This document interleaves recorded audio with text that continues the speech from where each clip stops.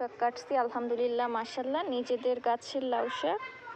এটা আমি এই যে নিজেদের গাছের লাউ শাক মাশাল্লাহ। এই আগাগুলো এখন কাটলাম, এগুলা কালকে রান্না হবে। তাজা তাজা নিজেদের গাছের শাক। দাও আমার কাছে দাও, এখন দেখাইলাম কত সুন্দর মাশাল্লাহ আলহামদুলিল্লাহ। দাও আমার হাতে দাও। হ্যাঁ, এই যে সবাই এরকমের নিজেরা গাছ লাগিয়ে সুন্দর নিজেদের হাতে যত্ন করে হ্যাঁ খেতে পারেন। হ্যাঁ খেতে পারেন।